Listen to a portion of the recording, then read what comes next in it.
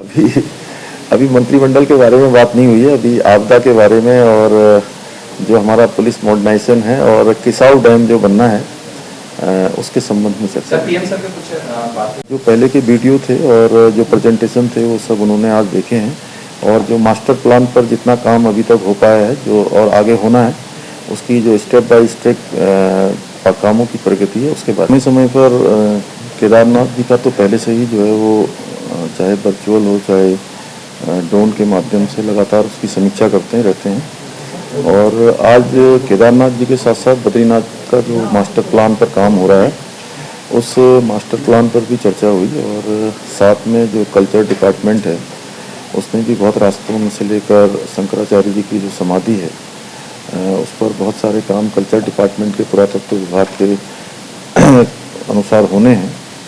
उन सभी पर चर्चा हुई है और हम लोगों ने यहाँ से क्योंकि जो समय सीमा तय की गई है उसमें तेज़ी से काम हो रहा है। इस बार जहाँ श्रद्धालुओं की संख्या बढ़ी है, श्रद्धालुओं की संख्या बढ़ने के कारण से जो काम करने में एक चुनौती बन गई थी कि ज़्यादा भीड़ होने के कारण से कार्य प्रभावित न हो, लेकिन इस बार कार्य प्रभावित नहीं हुआ है। इस बार गत वर्षों की तुलना में 10 गुना ज़्यादा काम हुआ है और लगातार बर्फ के समय में भी काम कर रहे हैं।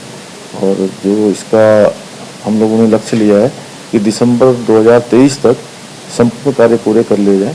हम उस दिशा में स्टेप बाय स्टेप आगे बढ़ रहे हैं। जैसे ही ये मालूम चला कि विधानसभा की भर्तियों में कुछ गड़बड़ियां हुई हैं, जैसे ही प्रकरण सामने आया तो हमने तत्काल विधानसभा अध्यक्ष जी से अनुरोध किया कि आप इस पर जांच करवाइए और जांच करवाने के बाद दोषी जो पाए जाते हैं या जो गलत नियुक्तियाँ अवैध तरीके से हुई हैं उन सबको निरस्त किया जाना चाहिए। मैं तो अपना मंतव्य पहले उनको दे चुका हूँ और इस दिशा में काम भी हो रहा है। और जो भी कानूनी कार्रवाई है वो पूरी सख्ती के साथ की जा रही है और चार्जशीट दाखिल करने की प्रक्रिया पूरी हो गई है और जो जांच की कार्रवाई है वो लगातार गतिमान है। वो मैंने पहले ही कहा है कि जब तक क्योंकि इस जांच में अंतिम व्यक्ति नहीं पकड़ा जाएगा तब तक ये जांच चलेगी।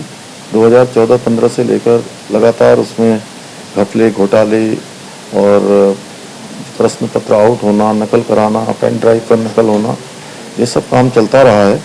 और जब अभी इधर कुछ छात्रों ने, कुछ बेरोजगार के छात्रों ने मुझे जैसे ही अवगत कराया तो हमने कोशिश मतलब ये प्रयास किया है कि जो लंबे समय से चल रहा है उसको रुकना चाहिए और वो रुका है। अभी तक 41 लोगों की गिरफ्तारियां इसमें हो चुकी हैं और जब तक अंतिम व्यक्ति नहीं पकड़ा जाएगा तब तक जांच चलेगी। चौकियाँ हैं उनको काफ़ी पुरानी हो गई हैं, बहुत सारी जगह पर लगातार केंद्र के सहयोग से पहले से पैसा आता था, उसमें कुछ कमी भी हुई है। तो उनसे अनुरोध किया है कि क्योंकि पुलिस मॉडर्नाइजेशन के लिए हमको कुछ सहायता की आवश्यकता है। इसी के साथ साथ जो आपदा का है, आपदा में जहाँ देहरादून और इस बार टिहरी जिले में इसके आसपास और धारचूला में काफ़ी नुकसान हुआ है, उसके संबंध में मैंने उनसे अवगत कराया है और उनको कहा है कि जो आपदा प्रबंधन संस्थान और एक शोध केंद्र उत्तराखंड में जल्द से जल्द बनना चाहिए। उन्होंने आश्वस्त किया है कि इस दिशा में जरूर काम होगा। उनसे हमने अनुरोध किया, तो पहले से ही अनुरोध किया हुआ है कि आप